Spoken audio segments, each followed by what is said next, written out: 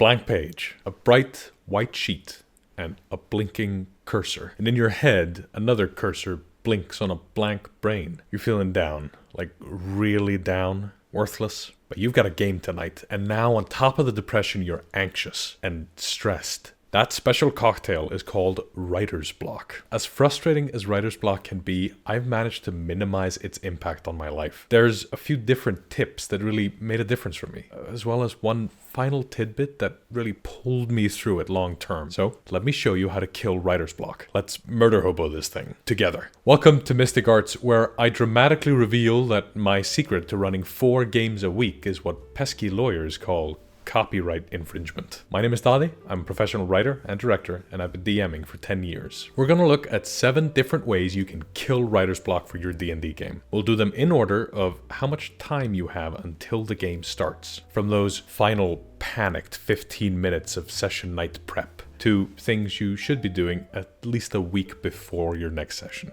Let's begin with the worst case scenario.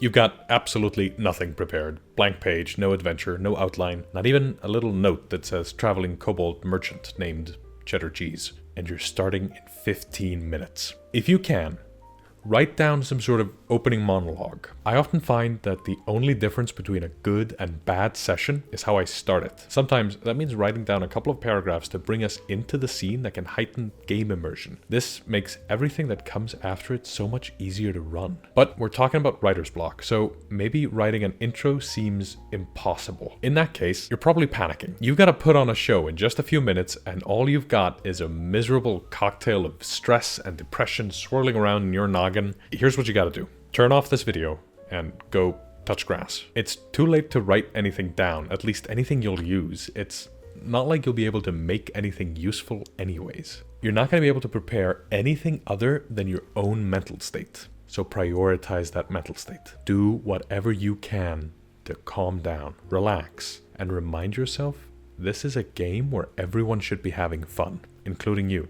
In these instances, I tend to run to the gas station to buy a little treat or a fizzy drink. Or when I'm playing games at home, I take a shower. Showers tend to reset my brain in a really relaxing way. Or sometimes I go cook something. That usually works. Maybe these ideas don't work for you, but I hope the methodology is getting across. I'm sure you can think of something that will relax you. Something that resets your mental state. Because you're about to go do something incredible. You're going to improvise an entire session. And you're going to be great, as long as you manage to get yourself in a headspace where you're relaxed and open to new ideas. If you're anxious and stressed, your players might ask you to repeat the details about a portrait on the wall for the 3rd time, and you might bark at them. That's not fair to your players.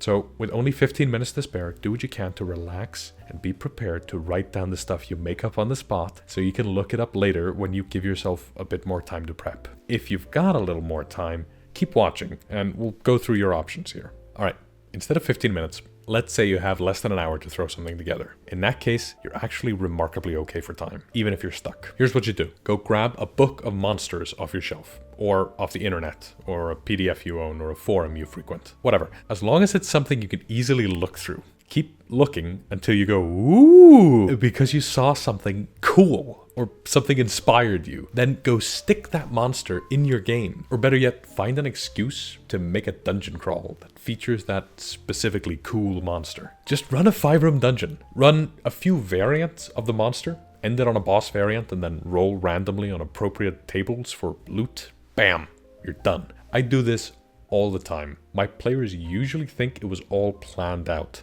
or that I'm laying the footwork for some grander plot in the future. What I actually did is just chuck a dungeon into a session, and then I try and find a way to make it matter later. When I've got more time to prepare, or the next time I'm inspired by a particular stat block. I remember this one time where I couldn't think of how to begin my level 19 Tiamat adventure. It was racking my brain, and the session was coming up, and everyone knew Tiamat was going to feature, so since I had the big Tiamat mini, but I just couldn't figure out how to start the adventure. In the end, I brought this up with my flatmate, and he said very bluntly, "Why aren't you just starting us with a bunch of dragons fighting them?" And then I realized I was an idiot. Fight some dragons. That's immediately the bulk of a session. Then there's the build-up, the aftermath. What's left to do is improvise what happens before and after. If you think monsters are the wrong fit for the type of session you're after, you could try to just look at art, either by leafing through the books on your shelf or perusing the internet. Sometimes I just Google random search terms, hoping to find the kind of art I'm after, just the right city, town, or whatever. But that can be rough these days since there's so much AI crap to sort through, so I tend to prefer curated spaces. You should go check out r/battle maps on Reddit for free maps, or support RPG creators on Patreon who do maps, like JPEGU. This map, for instance, is like an ancient battlefield. You might quickly be able to think of how to tie this into your game. Of course, if you wanted even more help, it might be nice if this were an annotated map where you could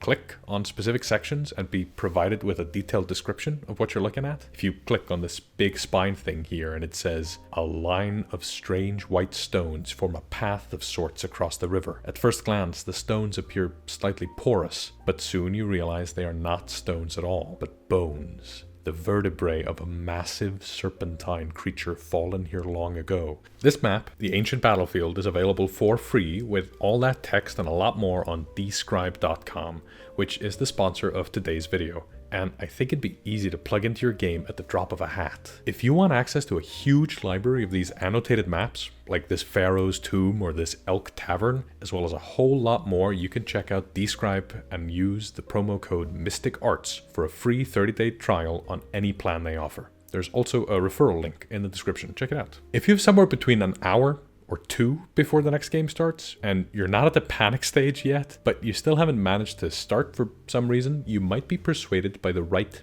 music. I find that listening to certain playlists just gets me excited to play. They get me thinking like a DM, mostly because I use those same songs in my game. Every campaign I run has an intro song and an outro song. They're a great hack to Pavlov your players into knowing it's time for D&D, but they also Pavlov me into thinking it's time to start being the dungeon master and get me ready to start preparing the game. It's a real brain hack. I also listen to a small selection of focus music online. I'll stick a link to one of those in the description. But many swear by Lo-Fi Girl, so you can try that if you haven't, but she never worked on me. A professional writer I used to admire said that writing is like shitting. You have to eat first. As in, if you feel like your brain is empty, it's because you aren't inspired. You have to eat in order to shit.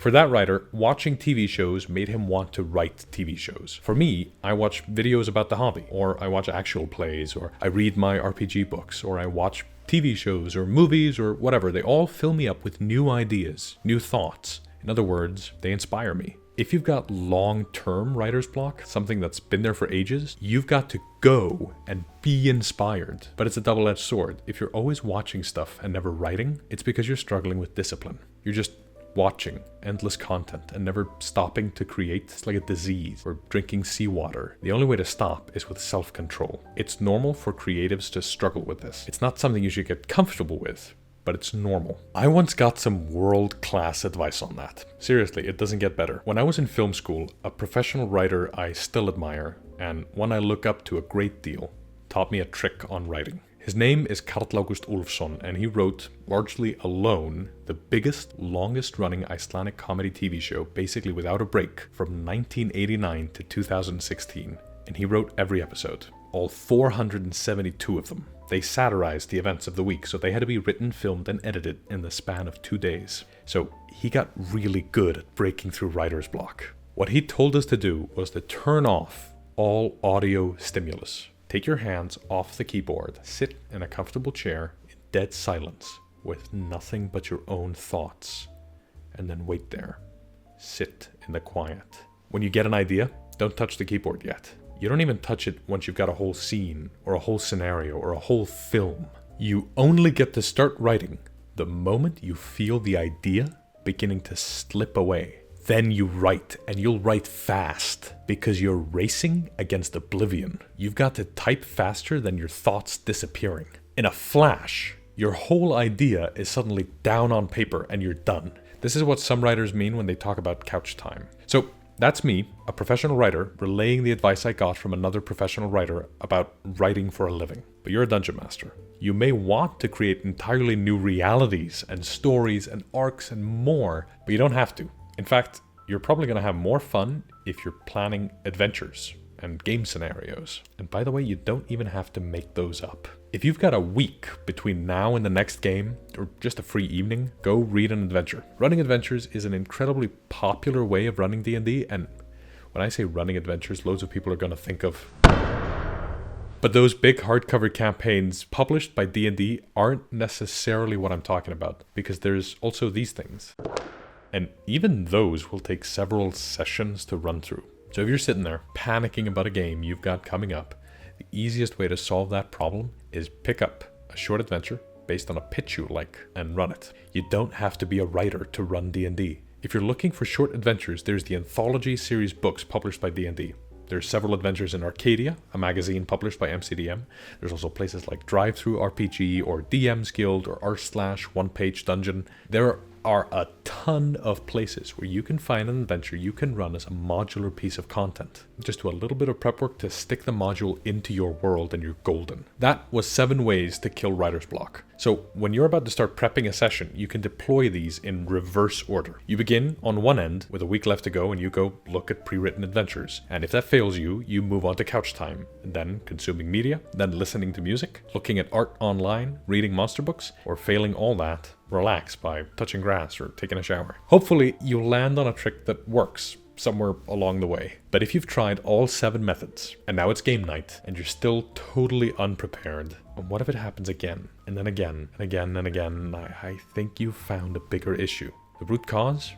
Most likely it's just a lack of interest. A common comment a pair of us see on these videos we put up is some variation of how do you stay excited for a game? And this is our answer to that question. Try the tricks I just mentioned, but on a deeper, artistic level. If you're bored of the game, you may have to make some deeper changes that extend beyond simple prep. Find out why you're bored and change things around. If you've simply run out of steam and the whole adventure feels like a foregone conclusion, throw a wrench in the works. You can do anything, you're the DM. Add a new BBEG and confuse the players. Chuck a new NPC in there. Add a famously broken magic item into the works. Go do something weird. One time I was bored with an upcoming session. I just couldn't get excited, so I created a traveling merchant frog NPC because I knew I'd spend the whole session looking forward to doing a silly voice. Anything to entertain the neurodivergent gremlin that runs my brain. But maybe you've tried all that and you're still not feeling it.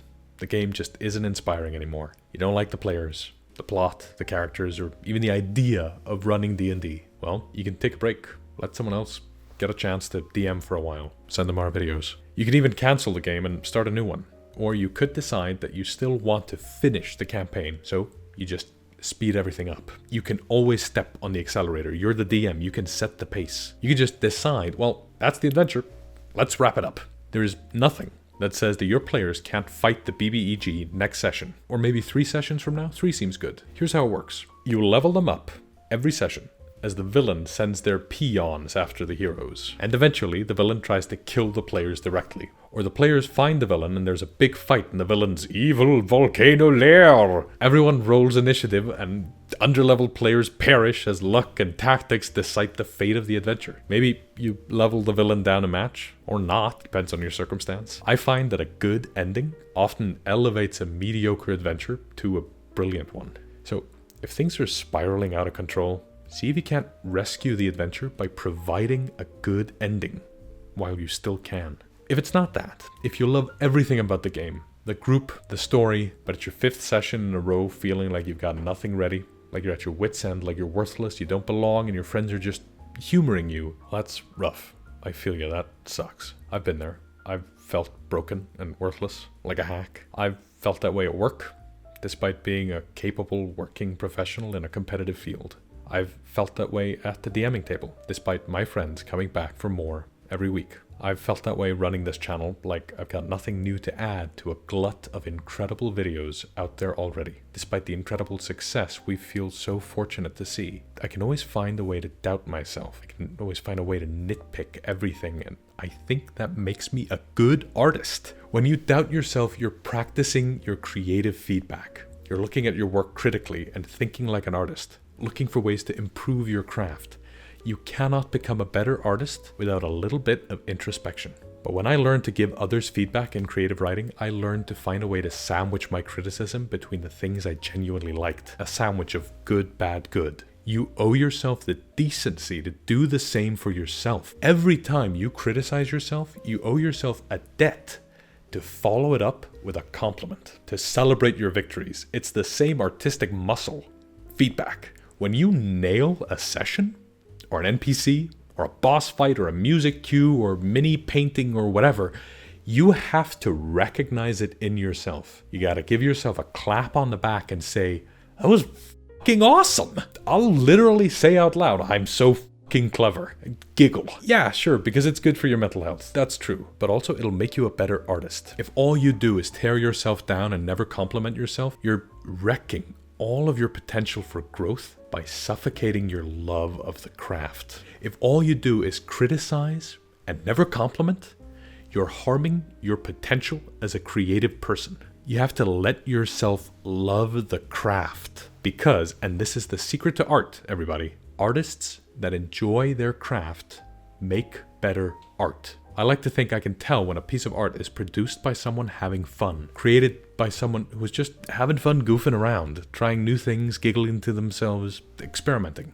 When I meet creatives working behind huge, soulless corporate franchises, I usually learn, to none of my surprise, that they hate working there and they hate the soulless product they're making. When I meet creatives making brilliantly fresh and enjoyable art, they're giddy talking about it because they're having fun and it shows. One last point on that. Do you know why it's a stereotype of the tortured artist who's chronically depressed and simply must create? Hi, by the way, that's me, we've met. You know why so many good artists are depressed? It's not because depression produces good art. It's because being artistic allowed those depressed people to escape or channel their pain into something beautiful, breathtaking, brilliant. They were attracted to the joy of creating. They let themselves enjoy the craft. You have to let yourself have fun, be proud, and be boastful. And when you do, you can share that joy to everyone around you and elevate them and their joy. You, as the DM, have a million jobs. They can be overwhelming, but you have one job that's more important than any other. If you do it well enough, you can paper over any other failing. And it's the same job as a film director's most important job. You have to be excited, to believe in the world you're describing, to be excited about the player characters, the bad guys, the plots, the schemes, the minis, everything. You're the primary hype man. Starting the game is always stressful for me, but especially because I know if I put on a show, get out of my chair, gesticulate, portray eccentric characters, describe gross monsters, the more I get into it, the more into it my players get. It's my job to carry the banner of my army into battle, and my unit, my players, will follow me into the silliest antics because I invited them to come be silly with me. When I'm excited about the game, about the hobby, about everything, I don't get writer's block. At least not for more than a few minutes or an hour at a time. And in those cases, I try the techniques I talked about at the start. Usually gets me in the right mood. Just remember, it's supposed to be fun. Let yourself have fun. Remind yourself why you're running this particular adventure in the first place. Put a smile on your face and then share that joy with your players on game night. That's what this whole hobby is about. And that's where we'll pick it up next time. Thanks so much for watching this video. This channel is run by me and my girlfriend, and if you want to support us directly, you could consider becoming a channel member and getting exclusive access to our Discord server. We recently hit 100 Discord members, and we're so happy seeing people pouring in. They post pictures of their pets, which is my favorite part, but they also talk a lot about how to play D&D. There's a vibrantly active Ask for Advice channel where everyone helps each other out. It's kind of incredible. We are so lucky to see such an amazing community grow. So thanks for all the support. If you're feeling especially generous, you might like the video, comment, share, or subscribe, and hit the bell to be notified when we release new videos. Until next time, keep studying the mystic arts.